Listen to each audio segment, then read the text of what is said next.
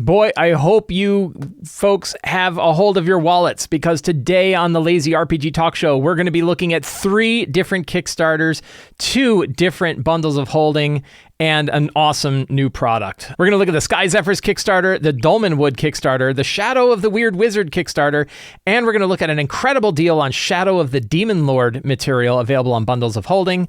We're going to take a look at the new news that Roll20 has a character vault, a non-VTT tied character vault for their system. That's going to be very interesting to look at. I'm going to look at some recent additions to the City of Arches sourcebook, a Patreon product that I have been working on for the last year or so.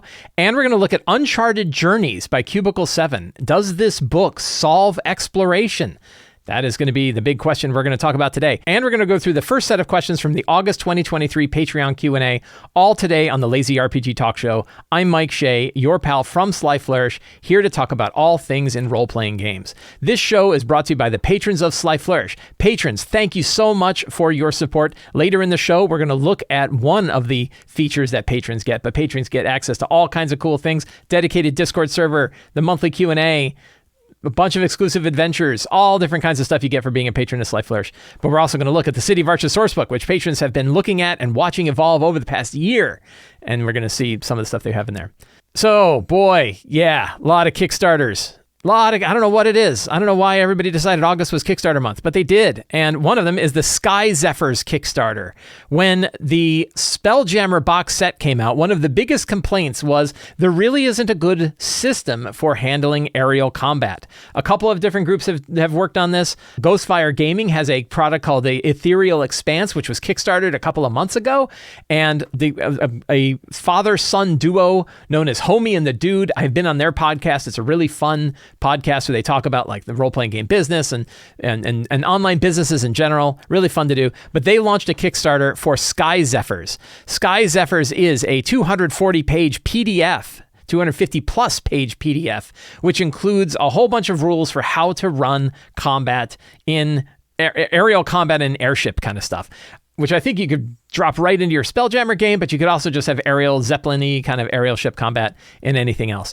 They follow the Mike Shea rule for Kickstarters, which is the ability to get a free sample. You can click it and get straight to a free sample. It is a 21-page free sample that shows you the kind of material you would get in this Kickstarter.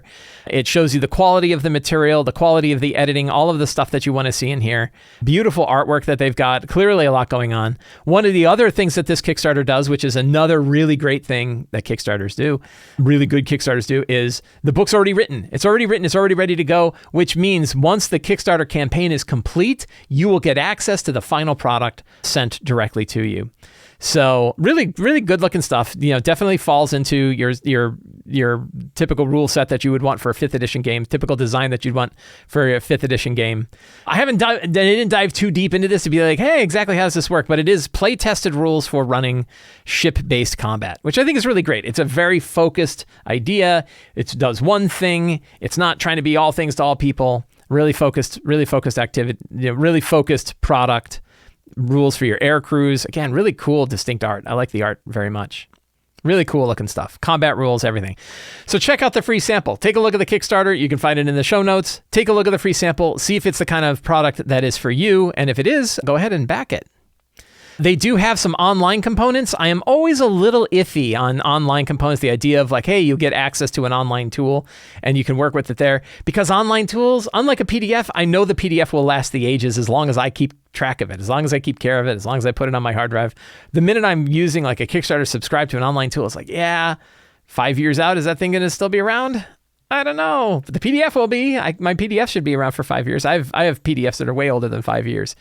So I'm always nervous about that. But the fact that the main rules of this game are in a PDF, that's the real thing that matters. Nice big Kickstarter page with lots of information, lots of details on how it worked, how they did their playtesting. Everything is on here. So check that out. That is the Zephyrs Kickstarter from Homie and the Dude. The Dolmenwood Kickstarter, just shy, as of this recording, just shy of $1 million Kickstarter, 7,150 backers.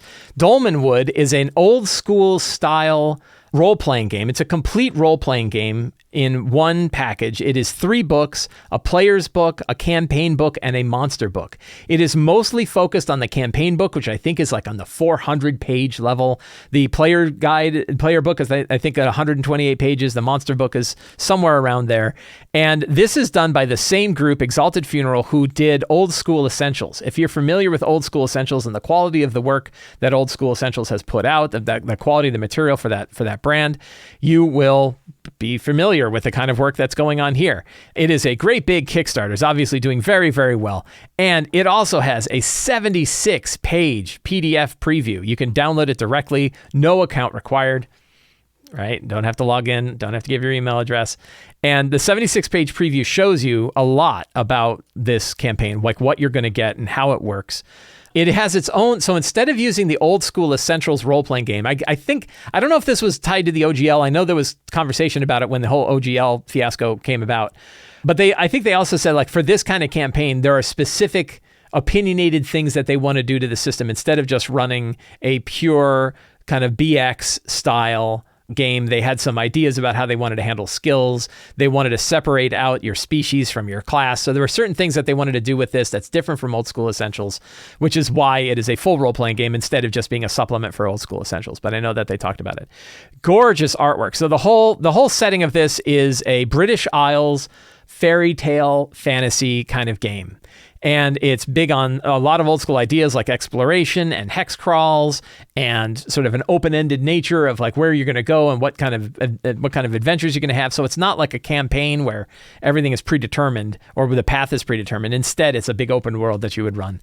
So, and I love this, right? That's what I love. I love to have source books that have lots of open-ended ideas and then I can take them and I can build adventures from it. Beautiful artwork, fantastic design, looks really, really good. Right up front, it tells you exactly what kind of material you can research that gives you an idea what the form and flow of this adventure is. I really like that idea. Like, what are the things that inspired this world? What are the things I could go watch, or I could go read, or I could just go understand, video games I could play that tells me, that's the style of game that we're running here. I always like it when they do that. That's a really cool idea. The PDF preview, the 76-page preview, covers all of the different things that you would find in those main books, those great big books. It talks about the world itself, what Dolmenwood is, what style of game it is, the kind of artwork that you're going to see. It gives you the about Dolmenwood, like what's this about? This is actually dedicated to the Kickstarter, so it tells you like what the Kickstarter is offering you, which is great, like what the books and characters and everything like that. Sandbox world, what you get, how big the books are going to be, and then talks about how does your journey begin, what kind of stuff do you do, who are the different folk and factions, the sentient folk, who are the different, like both the NPC races or NPC species and the character options that you'll have. In fact, there's a whole section. Look at this map, beautiful, beautiful map, really cool looking high fantasy map. I love the style, really, really neat.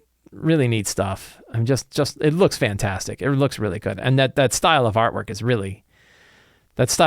fantastic. So how are characters made, right? The fact, and again, if you're familiar with Old School Essentials, you're going to pick up on this pretty quick. They're pretty clear about that, but it does separate out your kindred, which is sort of your species or your race, from your class. It's the same ability scores. I think there's a little difference in how it handles skills and things like that. And then it talks about monster statistics and how they abbreviate monster statistics. It shows a few examples of the kindred, the kind of species that you can play at. Lots of cool random tables in here. Backgrounds, trinkets. I love it. So it gives a couple examples. Then a couple examples of classes you can play. The cleric, the enchanter, how they work. A whole system about magic, how the different spells work, what they look like, the different schools of magic, fairy magic, glamours, that sort of thing. So a very, very detailed preview that tells you a lot about what you're going to get. I really thought this was kind of neat. They have the holy spells, like the spells you'd have for clerics, but each one of them has a story that's sort of tied to the lore of a particular saint from which that spell came. So it's almost like you're getting like a holy book that tells you not only about what the abilities of the spell are, but also like what's a little story, a little anecdote that talks about how that came about. I thought that was really clever and creative. And I think it's a great way to kind of get a recognition for what the world is like around you through that one spell. Again, you're telling the lore. This is very like a Dark Souls-y approach, right? Instead of dumping backstory on you all day long, instead it's like every item, every spell you have has a little piece of information tied to it that tells you a little bit more about the world. I love that idea very much. Equipment, services and animals, retainers, also a big old school thing. Adventuring, what your adventures are like. How do you prepare? The roles, this is really interesting. The player roles it has, this is something I might think about. Where at the beginning of the game, you say, okay, who's the caller? Who speaks for the group, right? Like, let's have a party leader, right? You can elect the party leaders, but let's have a party leader so that we don't have to go to everybody. Instead, we say, party leader, where are we going? And I'm going to try that. I'm going to try that and see how that works. People might not like it, but I'm going to see how that works. So not only does it give you a whole guide about how to run this particular RPG, but also gives you some ideas about, hey, before you even sit down and make characters, as a group of players, decide who the chronicler is, like who's going to keep track of the story, who's going to do mapping, who's going to keep track of loot, and who's going to be the caller. I like that idea, that you have sort of jobs that each of the players do that's on top of managing their character. Who's going to handle initiative? Great stuff. Really, really cool. So, I'm not going to go through all the rest of it. You can go through 76-page PDF, but I backed it. I backed it pretty heavily. So I backed they have a special edition cover version. $125, which is a lot, but you're getting a lot of stuff with it. And it comes with a slipcase. It comes with 3 books, special edition covers. And I was like, yeah.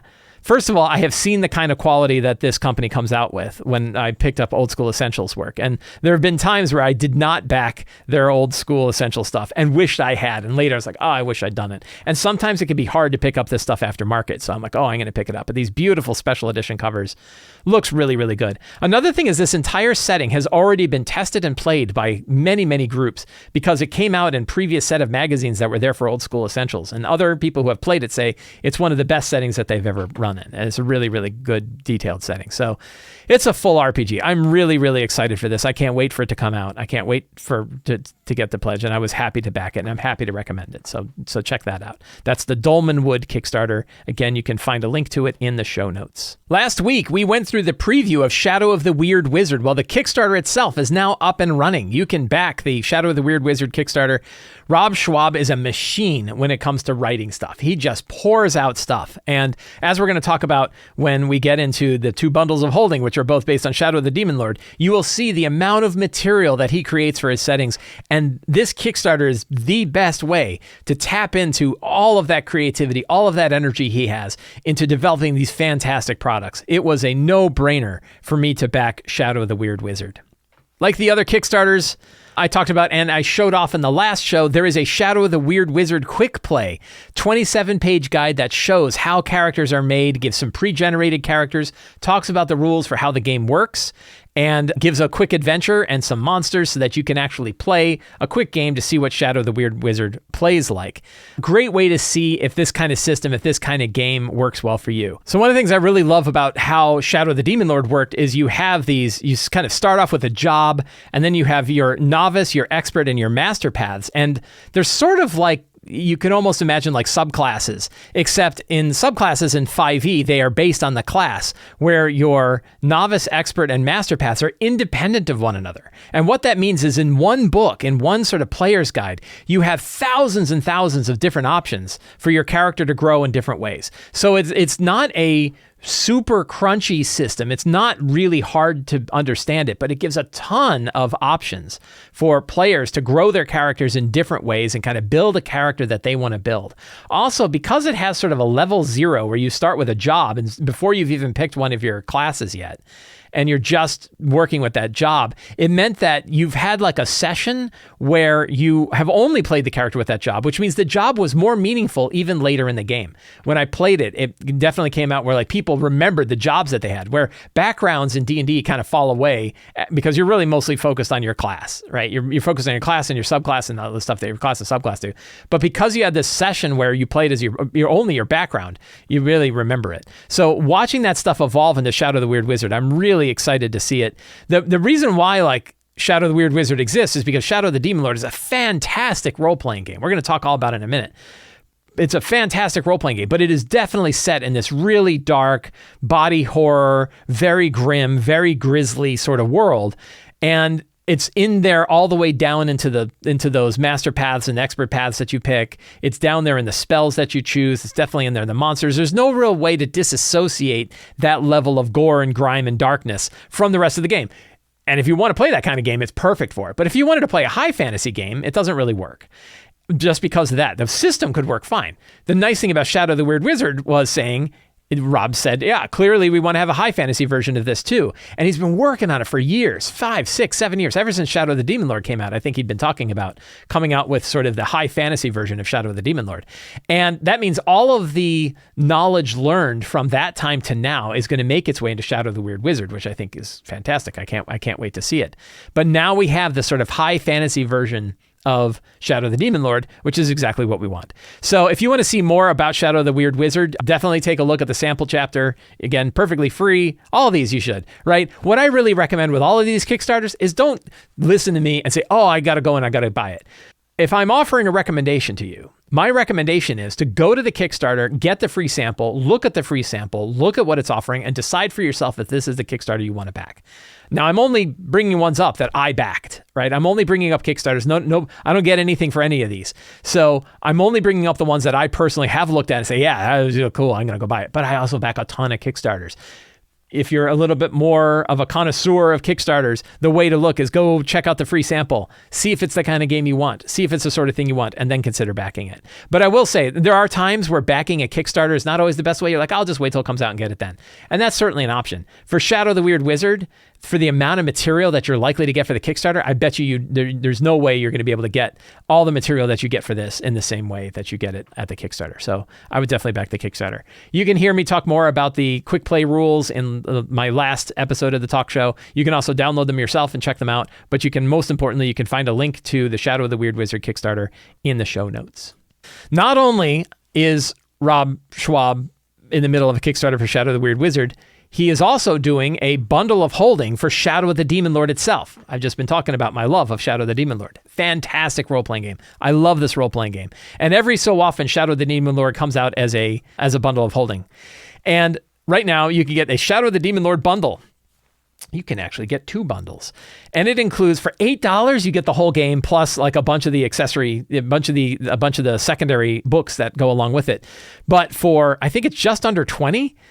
Yeah, for, let's see. Yeah, $18.83. So just under $20, you can get an additional 6 books. And these are awesome. One thing, I own all of these and I've read them and they are fantastic lore. Even if you're not running Shadow of the Demon Lord, even if you decide, I don't want to run this system, but you just want like a different take on all of these different worlds, these different locations, these different groups of people. I have found his lore for the world to be really, really interesting, really inspiring, definitely a dark take on it. But like, he has one called Terrible Beauty that's all about the Feywild, right? His version of the Feywild. And it's really an interesting look at that. And it's definitely worth getting. But not only is there a bundle of holding for these books, which is 11 different books for $20. That's a crazy good deal. But there is also a Legacies bundle called Demon Lord Legacies, which has all of the other stuff that has come out for Shadow of the Demon Lord in another package. This one also, I think, runs a total, so it's about $27 for all of this, but you're getting dozens. It might be I don't know if it's 100. It's a lot. It's almost 100. It's definitely dozens and dozens. 5 Legacies of Shadow, 4 Paths of Shadow, 17 poison pages. These are all like, sometimes they're only 2 or 3 pages long, but they cover a lot of different like adventure settings, a lot of different little rules you can drop in, new classes that you can put in, all that kind of stuff. Occult Philosophy, Queen of Gold, and 21 monsters pages, bunch more monsters. Again, just the inspiration that you can get from these is definitely worthwhile. So under $50 for both of these packages, and you'll get basically the entire Demon Lord bundle, all of the stuff that is out for Shadow of the Demon Lord. I don't know if it has adventures. One thing I was just noticing is I don't think it includes adventures in here. So that's the one part that it doesn't have. But you get basically everything else, all of the other work for Shadow of the Demon Lord you can get for under $50 in PDF. It's a fantastic deal. I highly recommend it. I already own all of these, or I would definitely do it again. Best time to jump onto the Shadow of the Demon Lord stuff. So there was a really exciting announcement that happened from Roll20 this past week. And this is sort of like a meta announcement. It's not so much the announcement itself that's interesting. It's what it means and what it means for the future of Dungeons and Dragons, really, if you ask me. So Roll20 now has a character vault for Monsters of the for the multiverse role-playing game from Marvel. And you can build a character in your... Oh, this is so big. You can build a character. And most importantly is you can build your character outside of the VTT, that you can have a dedicated application, a dedicated web-based app that holds and shows your character outside of the Roll20 virtual tabletop itself. Something more along the lines of what we see with D&D Beyond for their character building. Now, they talked about this. This is sort of the first one they did. It's with the multiverse role-playing game, which I think is built in partnership with Roll20. I think I have that right. But they're also saying, hey, we're going to do the same thing for Call of Cthulhu. And coming up soon is Pathfinder, Pathfinder 2e, and Dungeons and Dragons. That they are going to be building dedicated character builders, character applications for these games, but particularly for Dungeons and Dragons. That's the one I am particularly interested in, because Roll20 is one of the 2 non-Wizards of the Coast companies that is able to host D&D content that isn't just 5e SRD stuff, but actual full books of Dungeons and Dragons. And one of the things that to me speaks to the health of D&D is having multiple online character builders. Right now, the D&D Beyond character builder is pretty much the only one. You've heard me, if you've listened to my nonsense before, you have heard me complain about the fact that there is only really the single D&D Beyond character builder, and that pretty much everybody says, well, that's the one we use. And by my own polls and surveys, about half of people playing D&D were using D&D Beyond as their character builder, which is fine. It's a really good tool. It's got a couple of features that I don't really dig, and two features that bug me a lot, two features that make it almost unusable for me, really, is one, it only has content from Wizards of the Coast. 2, you cannot specifically filter out content from other books when you build a campaign. For example, if I build a campaign and I say we're only going to use the player's handbook and Xanathar's guide, but not Tasha's and not any of the other character options, there is no way for me to limit that in the character builder. Yes, there is a way to filter that content so players can't see it if you own it. That doesn't prevent them from finding the options in the character builder. And many times those options in the character builder don't say where they came from, which means players will end up picking options from sources that you don't want to necessarily have in your campaign. And that is a very limiting feature as far as I'm concerned. Those 2 things. 1, I can't include third-party content without either making it homebrew stuff. And 2, I can't filter content at the character builder level to ensure that players only have access to options that I have selected for that particular, or that we've agreed to for that particular campaign. Now, the Roll20 character builder, I think, has those solves both of those problems. That it has content from other 5th edition publishers. It's got like all the Kobold Press stuff, for example. And I believe you can select exactly which sources are allowed for that particular character. So that's an important one. But to me, what really speaks to the health of D&D is knowing that there are multiple character builders out there that have that content. So the way I like to think about this, and the reason why I think this is an important, on its own, it's like, oh, that's cool. They're doing a character builder that's separate from the VTT, and D&D is one of them. And it totally makes sense. They already have the Character Mancer in Roll20 that is able to build 5th edition characters using all of those 5th edition options, plus options from other 5th edition publishers. That's great. But there isn't a way to view those character sheets, those character builders, outside of the virtual tabletop itself. You have to load the VTT in order to do that. And that's kind of a pain. But the other thing that's important to me, and the other reason why I look at this is an indicator of whether or not Wizards of the Coast are being good stewards of D&D, like they say they are. Right? D&D is still by far the number 1 company in the world of tabletop role-playing games. It is huge. So even if, as we talk about things like Shadow the Demon Lord, Shadow the Weird Wizard, Dolmenwood, Shadowdark RPG, all of these other games that we talk about, the health of the RPG industry is basically the health of you and your group. Can you get your group together and grab a game? So you say, we're all going to get together and we're going to play Old School Essentials. If you and your group can pick an RPG, that's all that matters. It doesn't matter if anybody else in the world is playing it, if you can pick it, because a lot of times these RPGs are only 1 book and then you're done. You've got everything you need. So that health is important. However, D&D is still by far the biggest one. So what happens with D&D has a trickle-down effect to all of the rest of what's happening with other RPGs. I'm pretty confident in that. So when we're looking at the health of D&D and we're saying, okay, Wizards, you have said, particularly earlier this year, you said that you want to get back to being and remain good stewards of the D&D brand, but also of the game. You want to be good partners in the TTRPG world. What are the things that you can do to be good partners? So they released this system reference document of the 5th edition of D&D into French, Italian, German, and Spanish. That is a huge deal. That does show that they are being good stewards of the brand. They are putting out the rule set so now it's available in 5 different languages. They put up the energy and the money and the effort and the time to convert all of that. That is showing that they care about the community. That is one indicator that they are giving back to the community. They're showing through deed that they are working to be good stewards of D&D. Another one, this is another indicator to me. I like to think of these as like I have a bunch of little candles on my windowsill. And some of the candles are burning and lit, and other ones are dark. And the more of them that are burning and lit, the healthier D&D is for the community overall. And the fewer and the more that are out shows that things aren't so good. Sometimes they're out and they're going to flare up. Sometimes they are flared up and they're going out. And some of the ones where I'm looking and it's like they're out but they're flared up is when I see more character builders getting built that allow for all of the D&D rules. Xanathar's Guide, Tasha's, all of the other stuff.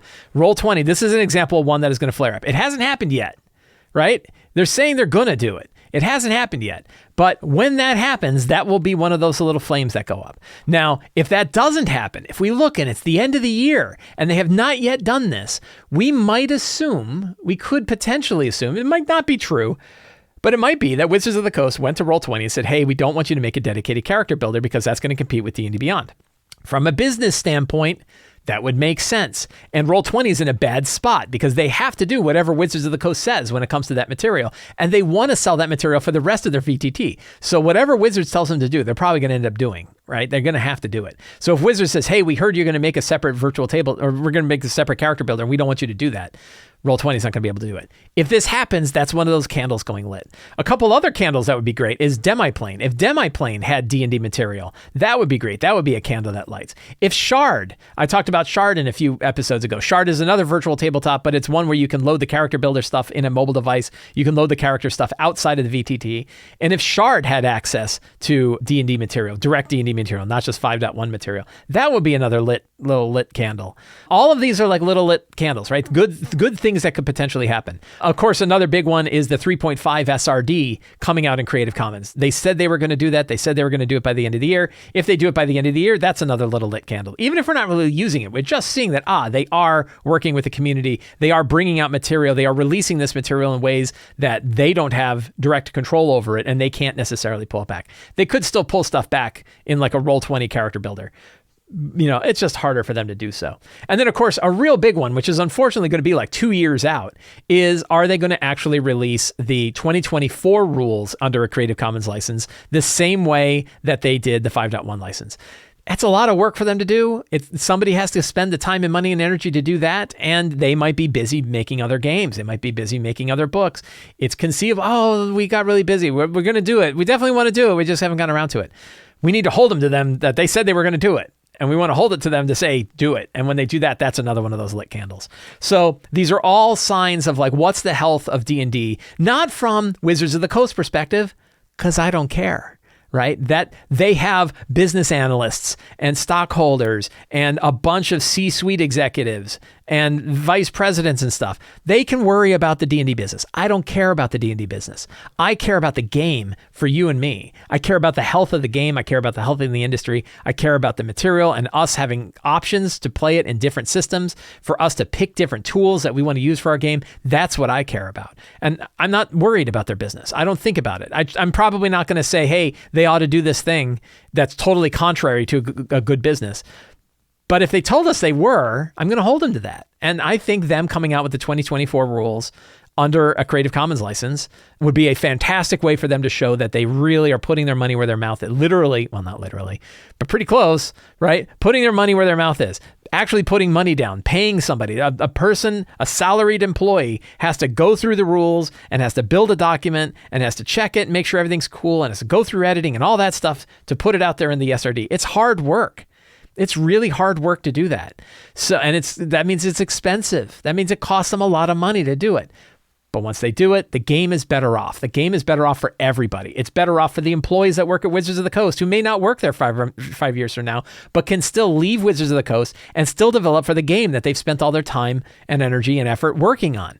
And we've seen many developers. Rob Schwab, we were just talking about Shadow of the Demon Lord. He got a lot of his experience making stuff for the 3.5 version of D&D, 4th edition of D&D, and some work for the 5th edition of D&D. He got that experience. So it's valuable to everybody for them to do that. So this, to me, is a good example. It's like, it's not the sign of a lit candle yet, but it's a sign of little sparks. We're seeing sparks on one of the wicks. We go, oh, let's watch that candle and let's see if that one lights up. And if it lights up and we have multiple character builders that are separate from a VTT that let us build 5th edition characters using official D&D rules and ideally rules from other 5th edition publishers in one tool, that would be really awesome. And we want more than one. It's great that Roll20 would do it. I would also love to see it in Shard. I would love to see it in Demiplane. Those are two others that are in the position to be able to do that, and I would love to see them do it as well. One of the things that I do as a Patreon is I show material that I'm working on for future products, but it comes out over a long period of time. The Lazy DM's Companion, for example, actually came from a book called Sly Flourish's Uncovered Secrets Volume 1, which were a bunch of one-page guides that I put together and put out over Patreon over, I think, the course of about a year and a half that offered different ways, different tools, different ideas that you could bring to your D&D game. I actually have a whole other book called Uncovered Secrets Volume 2, which is not likely to get published, or if it does, it'll be published in a future book sometime from now, that has other ideas about like how to do lightweight RPGs, how to do one-on-one games, lots of different things that are available in that Uncovered Secrets Volume 2, which is available. But one of the things I've been working on for now, I think 2 years, I don't know if it's been 2 years, like a year and a half, is a book that I'm very excited for, a product that I'm very excited for, I love working on, called The City of Arches. The City of Arches, it's a PDF. Right now, it's a 78-page PDF. It's been growing every month. It's a city source book. It's a city that you can use in your role-playing game. It's a city that is built to have a wide range of potential species that you could play as, a wide range, gets rid of a lot of the bioessentialist nature of other fantasy cities, and is also just thick with adventure locations, like from the top to the bottom. It's just layers and layers and layers of places that you could go on in adventures. And it's all built around like unstable planar travel is like a big component of the City of Arches, that there's these ancient archways and sometimes creatures step out of the archway. They don't know how they got there. They don't know where they came from, but they come through the archway. They are given a basket that includes some artisanal cheeses and some fancy soaps and sent to the pools where they can go and relax. And then they're often find themselves in other places in the world. They become beneficial members of the city. So the city itself is a really nice place, much like Ruins of the Grendelroot and Deep Delver's Enclave. I wanted the City of Arches to be a place you would want to live.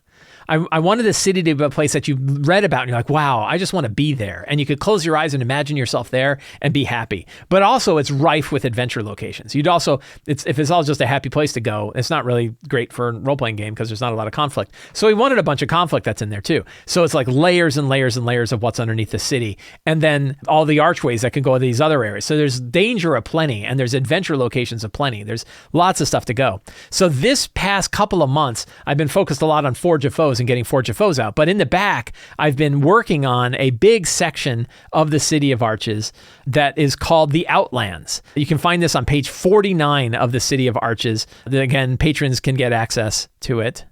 And the Outlands is a 12-page section of the book. Great big piece of the book.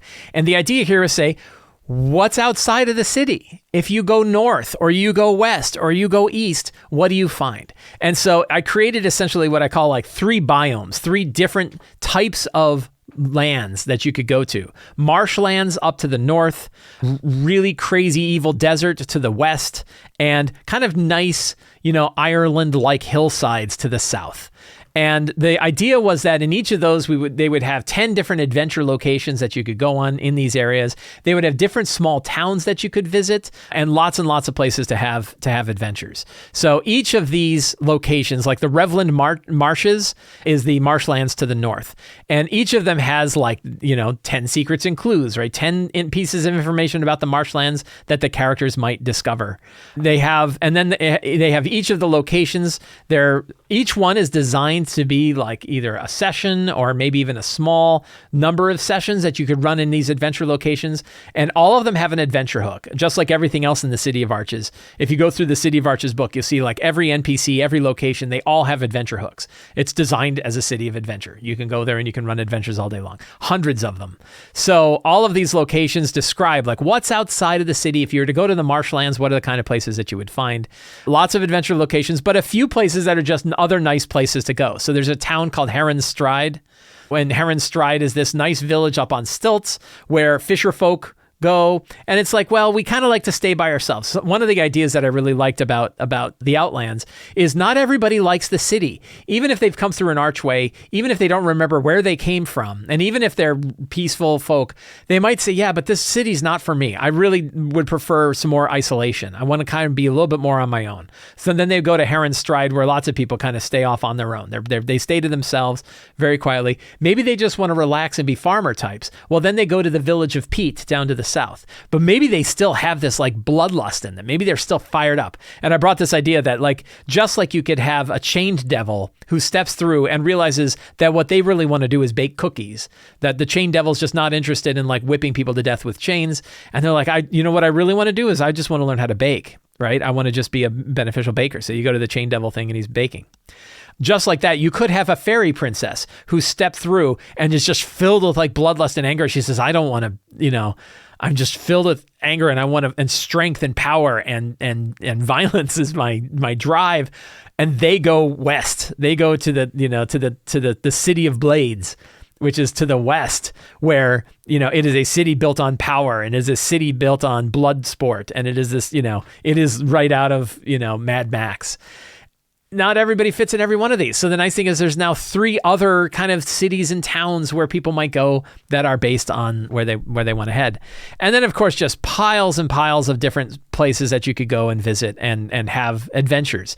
So we have the 3 main regions are the Revland Marshes to the north, the Dorish Hills to the south, which is kind of your sort of Euro fantasy, small villages and ancient forests and old tombs and big hillsides and roads that might be taken over by bandits. Very sort of traditional fantasy environment. And then we have our sort of post-apocalyptic, the Western Deadlands.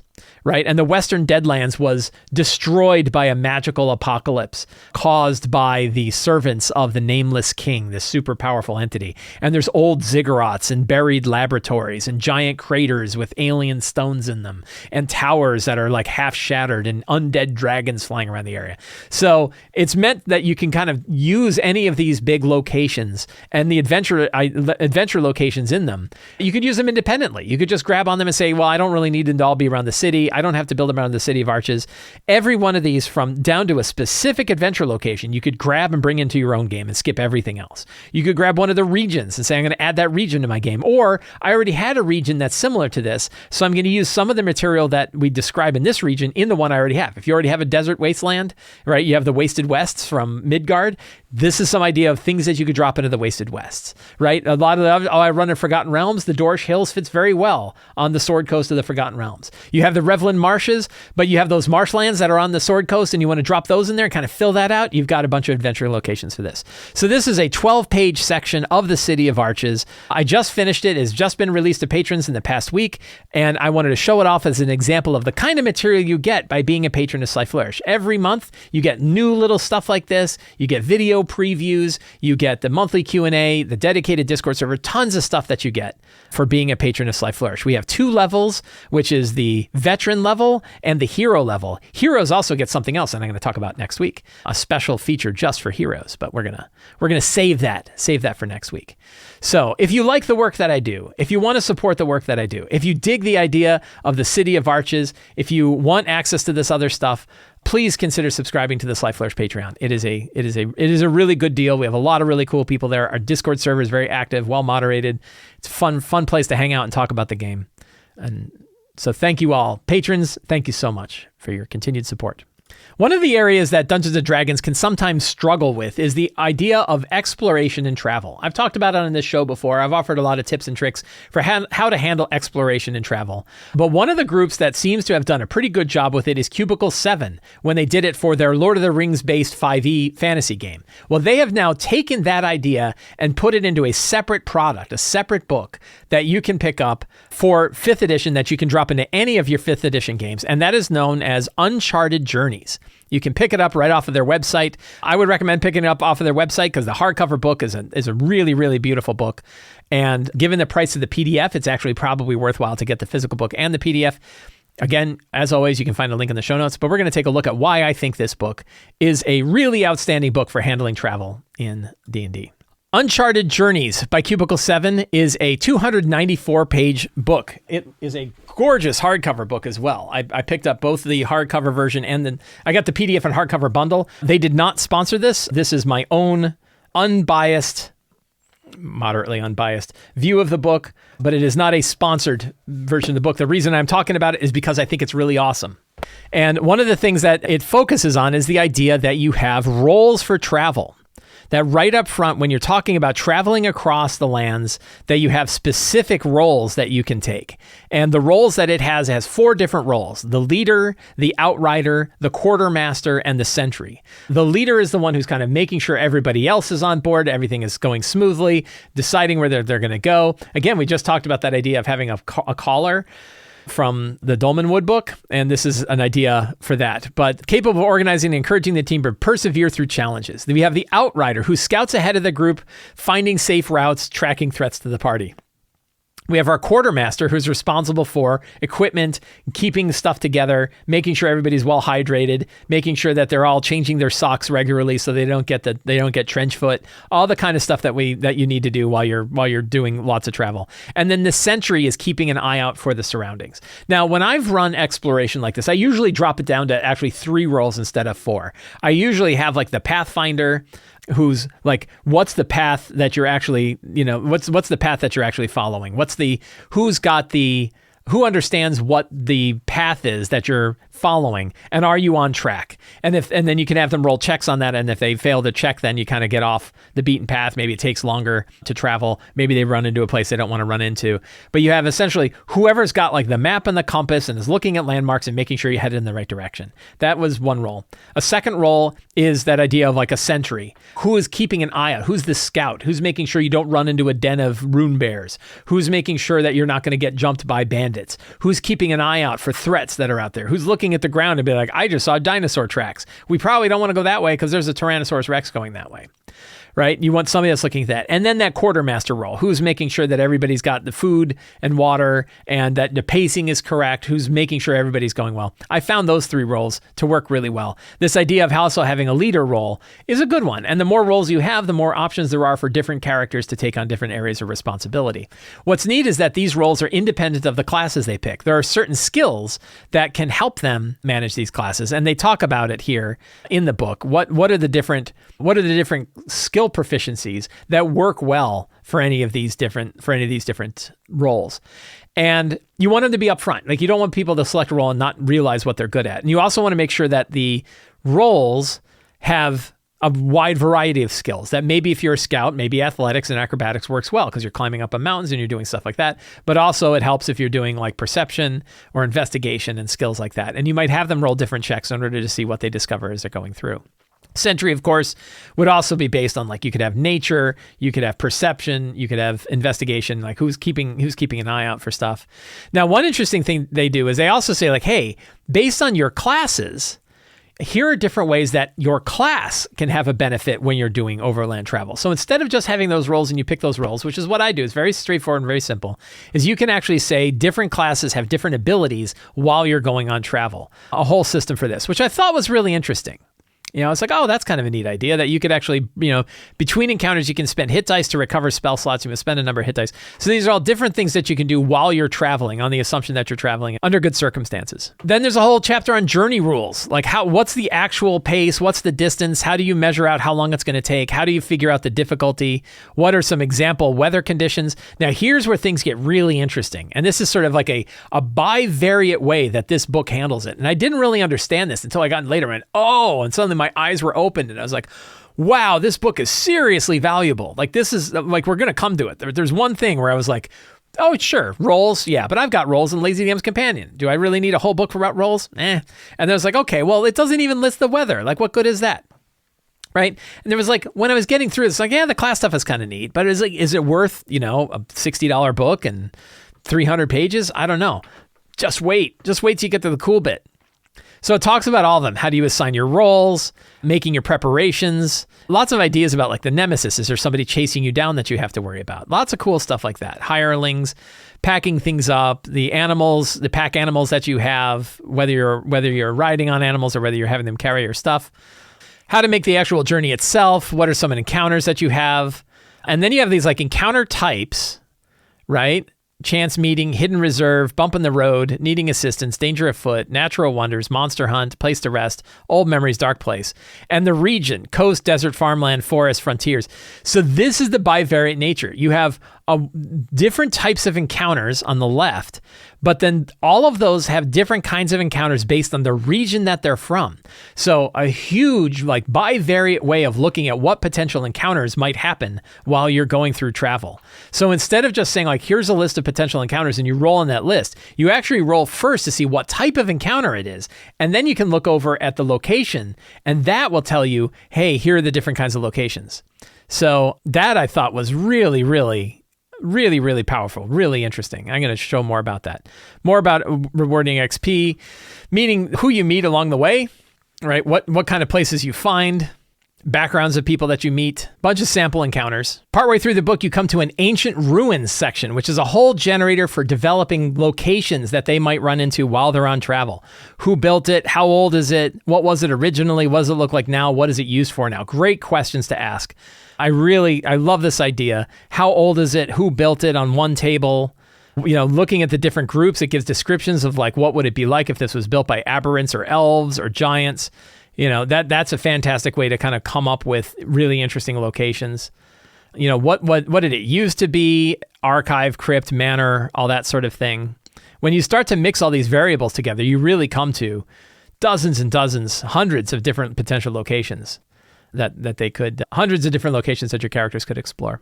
What does it look like? Is it hollow? Is it reclaimed? Is it restored? Is it shattered? What is it now? A chapter on journey encounters where it tells you about the kind of encounters that you would have, how it affects the different checks that you would give to the different roles, and what they might learn at each of these things. Really, really handy. So here's where we come to the section where I was like, oh, now I know what this book is about. Because we're only like 64 pages out of 300 pages. But now we get to the real meat of the book, which are all of the different pieces of information we need for any of the different potential environments that the characters might explore in. So for example, we have coasts. You have all the different kinds of weather that might occur in the coasts. Flora and fauna, the kinds of things they might find there. The local inhabitants, who might hang out in this particular area. Points of interest, just a small set of points of interest or possible journeys that they have. And then for each of those different types of encounters, they have a bunch of different random encounters. So a chance meeting could be one. Hidden reserves is another. Bump in the road is another. Needing assistance. Danger afoot. Natural wonders. Monster hunt. A place to rest. Old memories. A dark place. Deadly fight. Fateful encounters. And it has that for every one of those environments. So you have a whole bunch of different types of encounters for every type of location, and then a bunch of encounters for that type. So it means that there are hundreds and hundreds of different ideas that are all well spelled out, like vultures circling in the distance, watching and waiting for their prey to succumb to dehydration or their wounds. Chance meeting, love letters, a half-orc rides on a two-humped camel across the dunes, the personal messenger of two lovers situated on either side of the desert. She is paid handsomely and enjoys the solitude, right? Just a chance meeting, somebody you run into.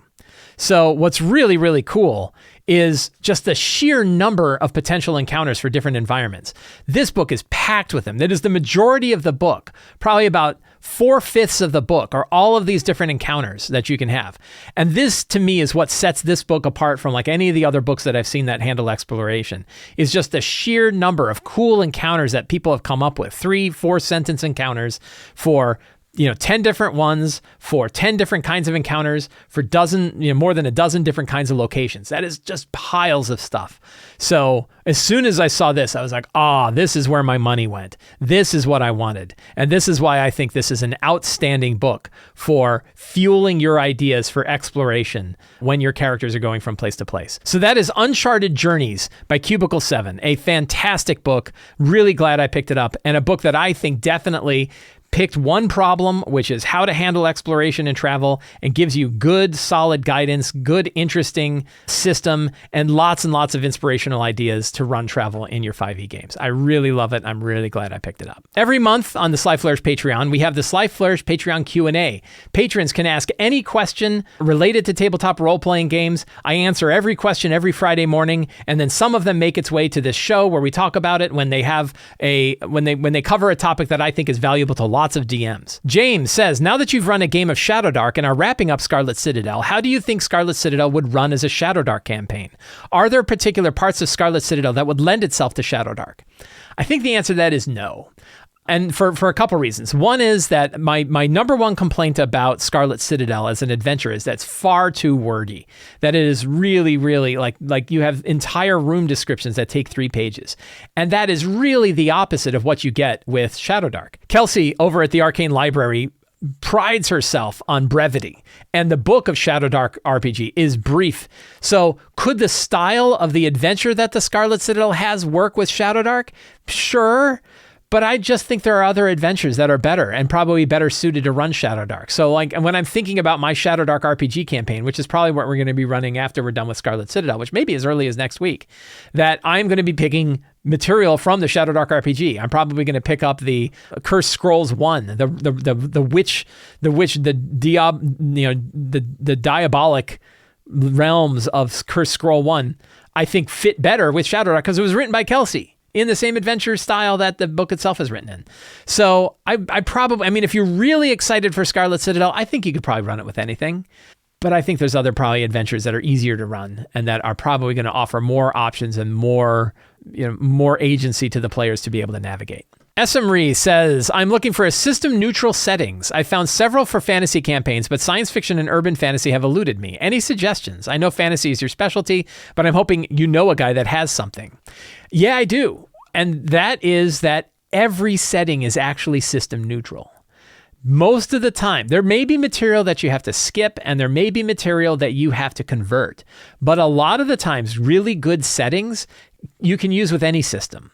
That just all you have to do is kind of strip some of the mechanics away and focus on the lore of the setting, and you can build it with any RPG. You could take the 5e version of Ptolus, and if you look at Ptolus as an example, Ptolus is Monty Cook's big city-based campaign. They have a 5e version and they have a Cypher version. They actually have a 3.5 version as well. And the differences are really, really small. Because most of the time, as long as you're good at reskinning, as long as you're good at like, oh yeah, it says this monster, but I'm actually going to use this monster. As long as you understand the mechanical underpinnings of whatever the system is you're going to run, almost any setting that you pick, you could run with any version of the game. So when you're looking specifically for science fiction and urban fantasy settings, instead of looking for ones that are system neutral, find the best in class regardless of whatever system they have. And I bet you if you look at them, it won't be too hard for you to be able to strip the material out and use whatever system that you want to use with that game. Numenera as a version of science fantasy, I bet you, first of all, they wrote Arcana of the Ancients. They have a book that lets you convert 5e stuff into material that's suitable for Numenera. I bet you that's actually a pretty fun and cool way to go. So a lot of times you can take whatever your system is and you can convert it to whatever that setting is. So that way it's really better to think of settings as being system neutral by default. that whatever setting you like, whatever setting you look at, don't worry. Even if it's part of a whole RPG where the rest of the book, could you take the Duskwall from Blades in the Dark and run a 5e game there? Absolutely. You don't need to use Blades in the Dark. You could take the Duskwall world of Blades in the Dark and run a 5e game, and I bet you it'd run pretty well. I bet you people would really like it. So think of all systems, think of all settings as being system neutral. Don't limit yourself just to the ones that actually are system neutral. PhD20 says, Ben Milton of Questing Beast on YouTube once described OSR games this way. The best description of an OSR campaign might be an immersive, open-ended fantasy challenge simulator. How would you describe the type of game you generally write or talk about? That is a very interesting way. I'm not a specialist at all in old school revival, old school Renaissance style games. And I know Ben Milton spends a lot of time talking about that kind of stuff. So I would go with probably his description for OSR games. What are the kinds of games that I like and that I kind of steer towards with the style of play that I have, regardless of the system I'm using, is a stochastic shared story with my friends around the table. So the idea is that we are sharing a story at the table, me and my friends, and we are figuring out where it's going to go together. I've set a bunch of stuff up, and then we see where it's going to go. The stochastic nature means, and part of it is randomly determined, right? So the way I see the kind of game that I want is a shared story with my friends that has random elements that none of us could have predicted. That's really how I see that style. I'm going to use the fancy word of stochastic just to make the whole thing shorter. So a stochastic shared fantasy, right? It would be, if you're really going to narrow it down, a stochastic shared fantasy story that takes place at the table, something like that. That's really where I feel I enjoy the game. I love watching the story go in directions I didn't expect. I love setting up situations and watching the characters navigate them. And as part of that, we're rolling a lot of dice. And those lot of dice can randomly determine things. Sometimes it's just whether or not a monster hit or missed. Sometimes it's whether or not there's a 14-month gap, a 14-month jump ahead in the story. I had that happen in my Numenera campaign. It was a random roll on a random table and another random roll to see what it did. And it ended up being a 14-month jump in the timeline, which was fantastic. I thought it was really, really cool for that story. So that idea of a shared story evolving at the table with elements of randomness, if you don't want to use a fancy word like stochastic, right? But really, a stochastic shared story with my friends around the table is probably about as easy as I can go. Friends, we have come to the end of today's Lazy RPG Talk Show. I want to thank all of you for hanging out with me today. If you like this show and you want to see more material that I have done, please consider subscribing to the Sly Flourish newsletter.